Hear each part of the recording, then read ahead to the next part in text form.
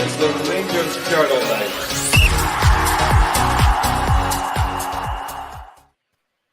Hello and welcome everyone. This is the Rangers Journal. We're doing a little bit of a post-match reaction to Rangers' defeat to Ajax today. 2-1. We'll talk about the game. We'll talk about what happened. But let me introduce you to a guest this week. Kevin, this is your first pod. Welcome to the pod, mate. How are you? Aye, thanks, Billy. Aye, very good. Thank you very much. Excited to make my podcast debut. But no, really glad to be here. Thank you. No worries. Scotty, yourself, how are you doing, mate? Hey, I'm alright. I'm not buzzing about our performance. It's just, we'll get into it. But I am fine, mate. Cheers. And Doug, how are you doing as well, mate? I'm good here as ever to be the bastion of positivity. I was quite happy with the performance, so I'll balance off Scotty. Well, let's go through this. You've got the starting 11 on the screen for us just now. So we started with Butland, Sterling, Goldson, Davies, Jeffrey, Diomande, Raskin, Dow, Lawrence, Matondo, and Dessers. And there's a number of subs on that bench. Kev, what did you notice about that starting 11? Were you happy with it? You know what? Probably not. I think I was chatting to my dad before this, to be fair, and I think it's very similar to our team from last season, out with the addition of Hefty that's came in. Probably interesting to see Tav and Cantwell both missing from the squad altogether again, especially with a lot of rumours about their exit potential in this window. So I wouldn't say overjoyed. I'd probably like to have seen Barron in from the start, and we'll probably go on and talk about him when he came on. But yeah, not ecstatic, but probably not too dissimilar from what I thought it was going to be. Is there anybody you were happy with starting? Or like, not happy, but you're like glad that they were there? Do you know what? Probably, obviously overjoyed that Butland's still with us, and hopefully it's the same come the end of the window. Quite happy to see Sterling come in and actually get an opportunity to play in his natural position, and then was excited to see Hefty and see how he got on. Of course, really rate Diomande quite highly. Thought he was actually quite good today. But yeah, that out with that, probably not. Especially the sort of front four. Scotty, what was your opinion on the starting lineup? We've not done enough transfer business. The only ones that'll Christ. Butland, Sterling, Hefty, Diamande, Raskin, Query. The rest of them, I'm pretty gutted they're still here, if I'm being honest, Billy. But that's what it is. It's a pre-season friendly, innit? I'm going to be I think I'm playing bad cop today, and Doug's going to play good cop, I think. So I'm a negativity, he's a positivity. Well, I hope so, mate. I hope we get some positivity anyway. Doug, it will come to you, but what was I going to say with Scott? Yeah, we do have to keep in mind that it is still pre-season. We are halfway through the transfer window. But were you disappointed to see some of these players that you'd hoped to move on being there?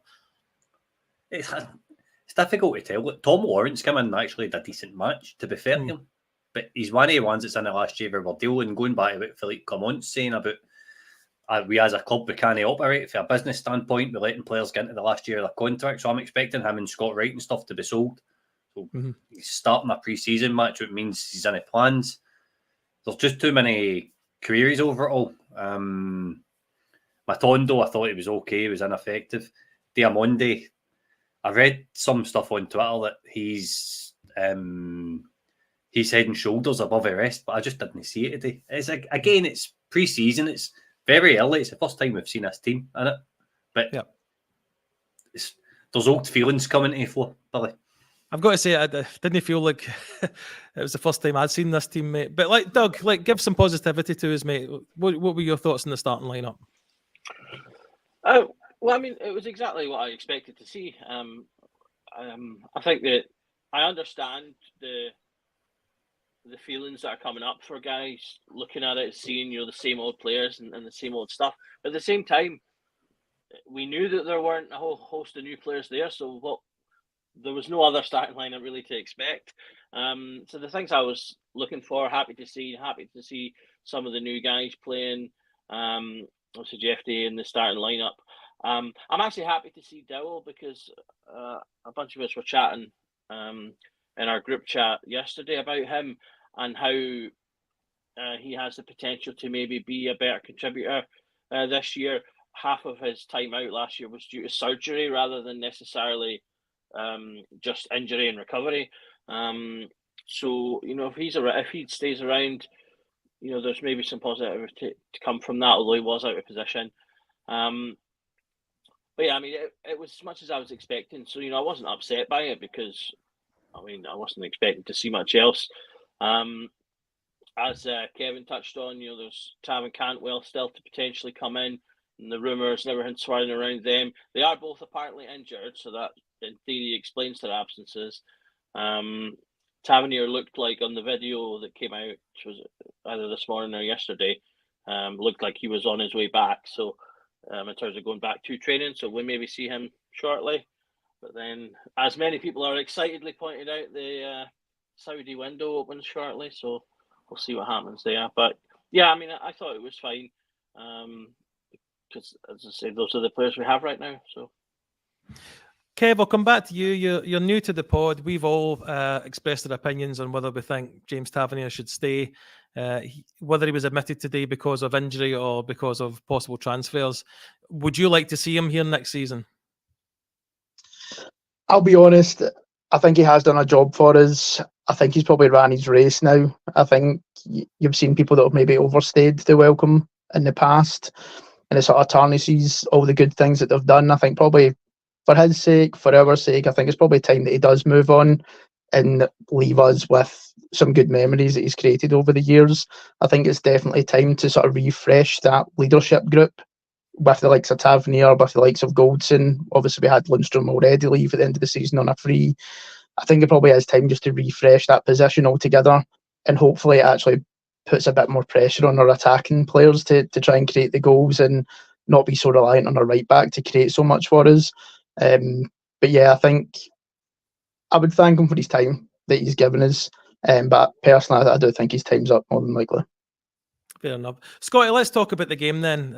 I felt we were under the cosh a wee bit, the opening stages of that half. But the first half as a whole, talk me through a couple of the points that you stood out to you, whether good or bad. Didn't really think we had a style of play the first half.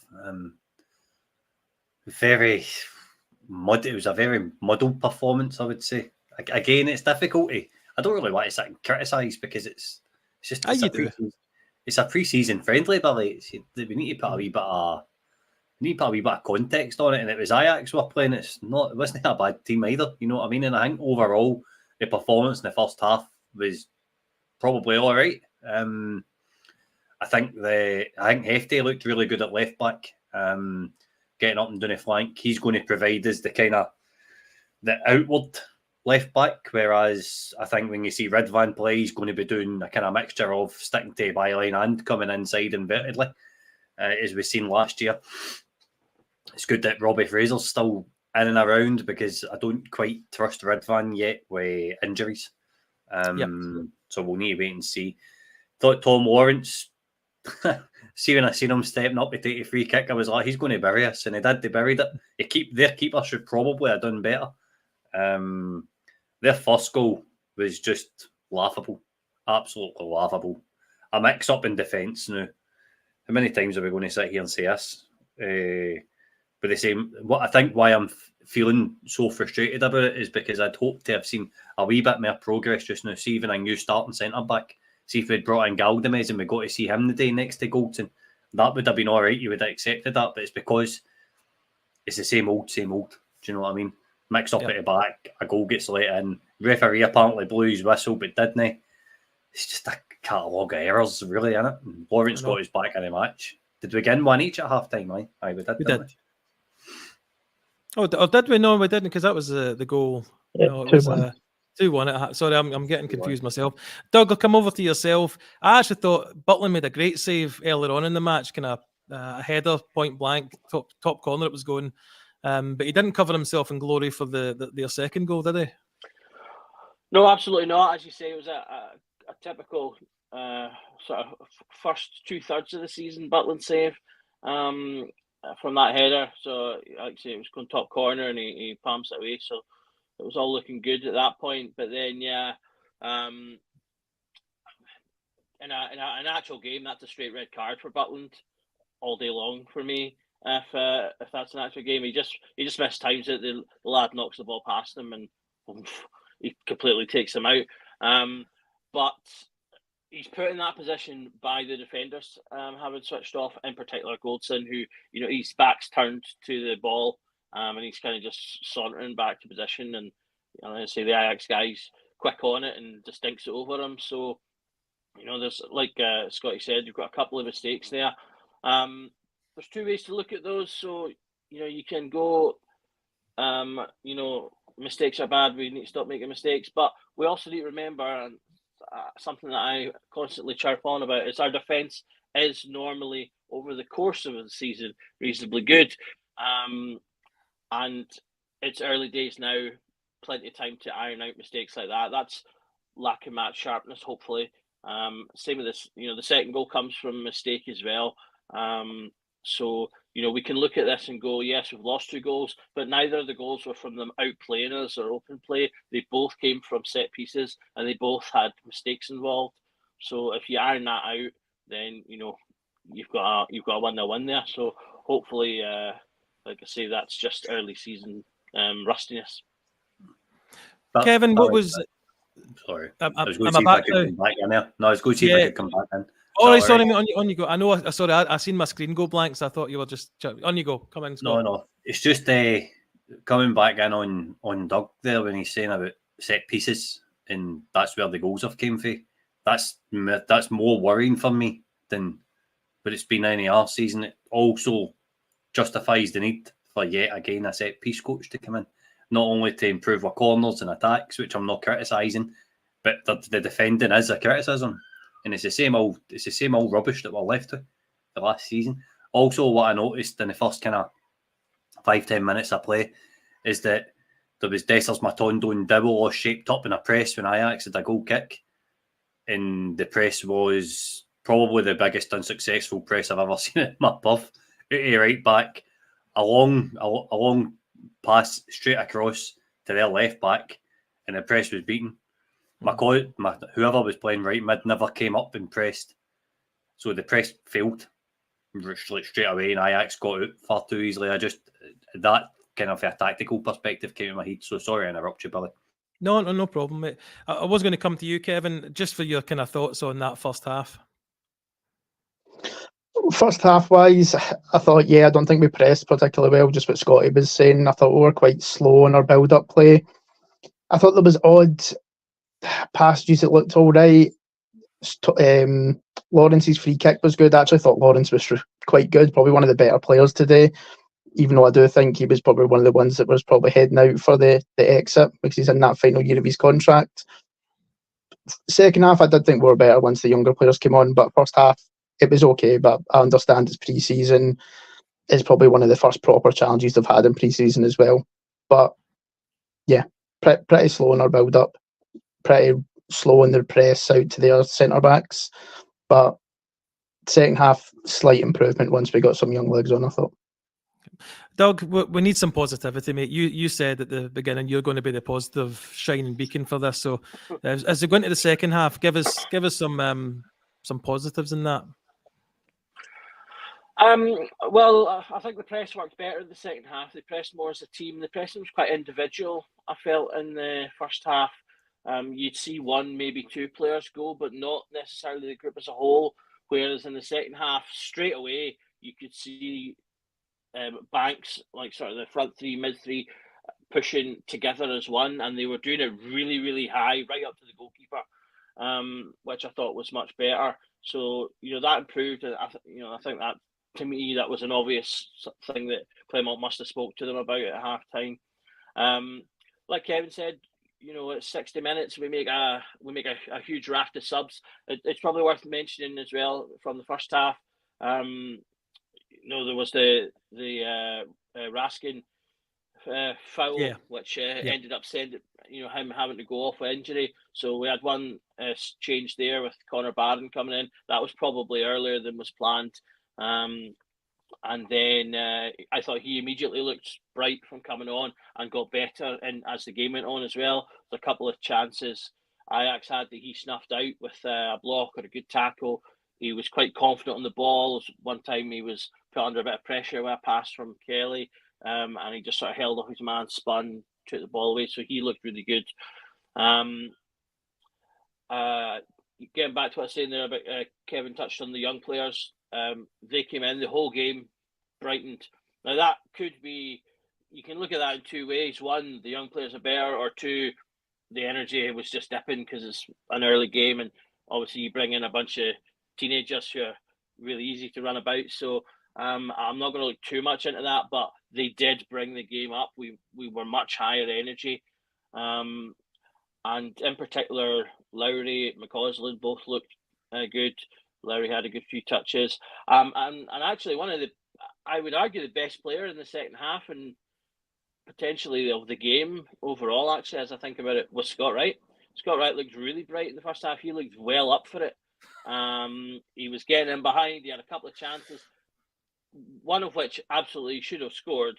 And that, the criticism from before, I think, remains in this game. He was really good, but he didn't have the final touch, be that the pass or the goal. So perhaps nothing new, but he did look very bright, and as I say, he was arguably the best player of the second half for us, not of the whole game. I should point that out, because Ajax were still very good. They brought on their youngsters as well. You can really see, I feel, the gulf in quality at that point. The youngsters were still very technically good. They were knocking the ball about well, but we held up. We did get a few chances. Kelly made some great saves, but so it could have been worse. But I thought overall, though, the team held up quite well, especially given that it was a lot of the younger players. Well, let me come to you, Scott, because your reaction to the Scott Wright man of the match comment there was, I wish I got a screen capture of that. I've got to say, I think you disagree with that. Well, let's Scotty come in here, Scotty. So, what do you think of that? Scott Wright looked bright, but not that bright as far as I'm concerned. I thought Connor Barron was the best player for the whole match. I thought Connor Barron, when he came in, I seen him once. He won the ball back in midfield and he turned quickly and he played a forward pass, and I thought that's all I wanted to see out of John Lundstrom in 3 years. Yep. And I've seen it a couple of times now. I'd seen 20 minutes of Connor Barron in a Rangers jersey at a time, and I've already seen it.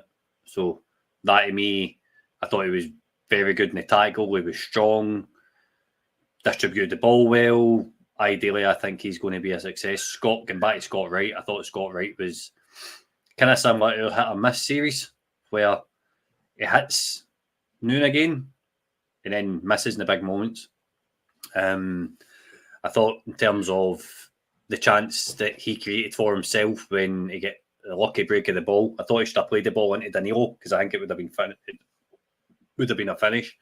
I think that was the second chance I'm talking about. The second chance was easier to score than miss, and he's missed it. Mm-hmm. First chance, shot more or less straight to the keeper. I mean, there's not really... I hope he was playing for a move today. I hope he's been told that there's no future, because, as I say, we're coming in the last year of these guys' contracts. I don't want to see Scott Wright in another 2 years. I don't want to see him in the Rangers jersey even this season. I think he needs to go. Same with Tom Lawrence. We really need to start moving bodies out. In terms of the second half, it was bright, it was energetic. Lowry looked very good when he came on. I agree with Doug in terms of Lowry and Ross McCausland were probably the best two. I remember McCausland won a foul at one point. Looked quite dangerous. Lowry reminded me why we want to see him in the Rangers jersey. Mm-hmm. At certain points, you're seeing his vision. He gets the ball in the middle of the park and he's playing it forward between the lines. He's not going wide. He's been dynamic. He's been imaginative. I hope he's going to catch the eye. Really. No, I agree. He was one. Lowry in particular was one I thought looked promising. But I'll come back to you, Kevin. Just regards the youngsters coming on. What was your impression? Was it that any others stood out for you, or you want to reiterate what any of the other boys have said? So, see, to be fair, I actually thought the passing became quite a bit sharper as well when the younger boys had came on. I thought they seemed to have a clearer understanding of how to play with each other. There was some quick passages of play. I thought Lowry had some nice touches. I think this is probably the season for him to really try and make an impression on both Clermont and also just Rangers as a club, to try and get some more appearances. I thought McCausland came on, looked sharp. I know we got a lot of sightings of him last season, and I know Barron's not technically one of their youth team, but he is still one of their younger players. Probably just to echo what Scott was saying, I think he's really aggressive in the tackle. I think he reads the game really well. Played some good forward play passes, both short and also a couple of long diagonal passes as well. I think he was probably one of the underrated signings that we've made so far. However, I think he's going to be one that's going to be, I suppose, surprising a lot of people this season. I think he'll get a lot more minutes than maybe what some other people originally thought when we first signed him. But overall, I thought the young boys done well. Duke mentioned that I don't know if it's because they are younger, they will have more legs, they've got a point to prove when they come on, but I do think they looked really sharp, and I thought we actually looked probably our most dangerous when they came on, compared to the first half. Couldn't disagree with you, mate. One thing just to touch on before we just kind of summarise our general thoughts after the game was I'm by no means suggesting that Liam Kelly is going to take over for Jack Butland, but I thought he had an impressive display in the second half, which at least shows that there is competition there for Butland. That's going to have to keep himself at his high standards. We can't really have him playing like he did today. Scott, what was your opinion on Liam Kelly? Aye, Liam Kelly, definite positive today. Is it 2 or 3 really, really good saves he pulled off, or he's going one direction, he's able to change his body really quickly and going up. But it's weird to see him and you think, this guy's tiny.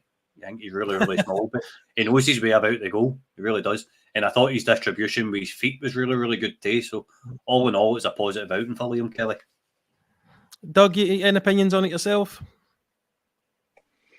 Yeah, just exactly what the guys have said. He's obviously come in and impressed straight away, so that's good for him.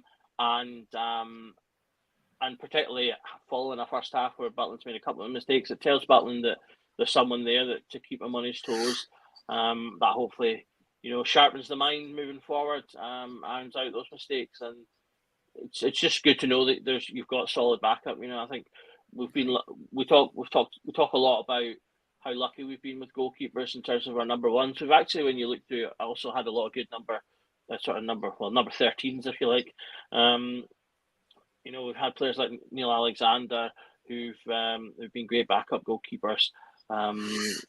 McLaughlin was a good backup goalkeeper, although he wasn't able to do it as a number one. So I think that carries that on and makes me very comfortable about the goalkeeping position, at least.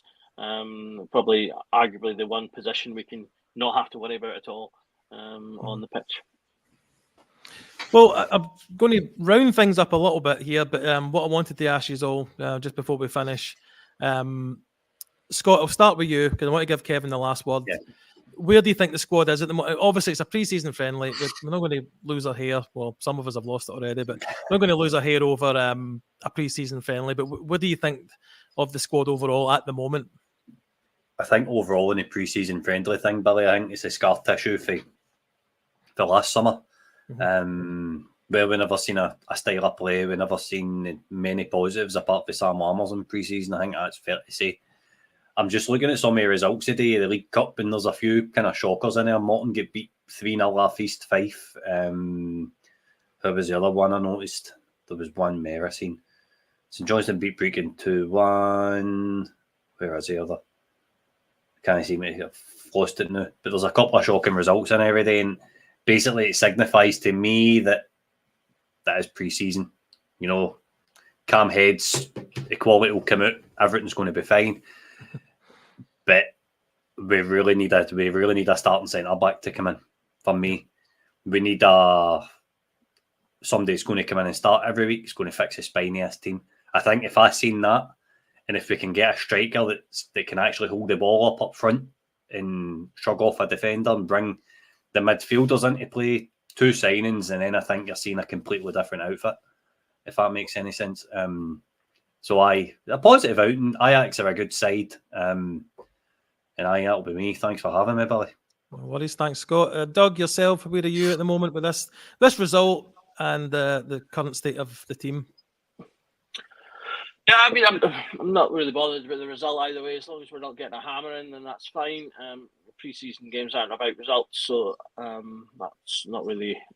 I'm not really too bothered about that. More about like we talked about the nature of the goals, and hopefully those are just, as I say, rusty mistakes rather than prophetic ones. I didn't get a chance to touch on Hefty. I thought, or Jeffy, or however we're pronouncing it. I thought he was quite good. And Big Jeff, I thought Big Jeff was really good. He looked very dynamic along with Matondo. You know, the two of them looked like they're both really quick. He overlapped quite a bit. I think that could, if Matondo is still here, that could be quite a dangerous combination if they're able to combine. But yeah, overall pretty happy. It's we set up in the same sort of 4-2-3-1 that we've talked about in the tactics pod recently. That kind of settled into a 4-4-2 out off the ball. Nothing's really changed there. I did see on Twitter a few people were a bit upset by that, but I wasn't expecting that to really change. To those people, what I'd maybe say is I do think we will see some 4-3-3s at some points, and indeed that as I've said before, that formation can kind of morph into 4-3-3s occasionally. Anyway, so I wouldn't worry about too much about that for anyone that's worrying about that. I think the more important thing is just getting in some new players to work within that system, because you can change a lot with that. Overall, to say really good. I would like to highlight how great it was to see Michael Malls and Arthur Newman in the stands at one point. There was a clutch of Dutch players. I think there was one or two others as well from Ajax past also. So it was nice to see those faces. Memories of good times. And yeah, like I said, Scott Wright, second highest sofa score marked player on the pitch today. So for Rangers. So yeah. Thanks very much for coming on. Most key passes, so there you go. Yeah, Doug, thank you for coming on as well. Kevin, I'm going to come to you. It's an hour after the game finished. How are you feeling about the game and the squad? Overall, I think similar with the guys are saying, not really looking too much into the game itself. First proper pre-season game or against a good opponent. I think in terms of the squad, I think we've signed well in terms of we've got good young project players, fits into with that sort of player trading model that we're going for. I think we definitely do need a proper striker up front, just similar to what Scotty was saying. I think we just need some real quality up top, that we've got confidence that they'll score a chance when they get it. Who that might be, I don't know. I think it really depends on how much wind we've got. And probably if I'm being greedy, again, agreeing with Scott, I think we do probably need another starting centre-back. And ideally, I would like another winger in there. I know we've got Cortez. I know we never got the chance to see him today. I don't know if he's still recovering from a knock or his injury from last season. But I do think we still need more options up front. I think that was evident when I seen the starting lineup today, when I seen that front four. Just very same from last season, which wasn't really as effective as what I think it could have been. But I think striker for me is definitely a priority. Great, Kevin. Thank you very much for joining us today. Solid debut performance. I think we can all agree at that. But let me just thank Scott, Doug, Kev. Thank you for coming on. It was all kind of short notice for us. And I also thank you everyone for listening and watching. So all I've got to say is every night is a Rangers Journal night. Goodbye.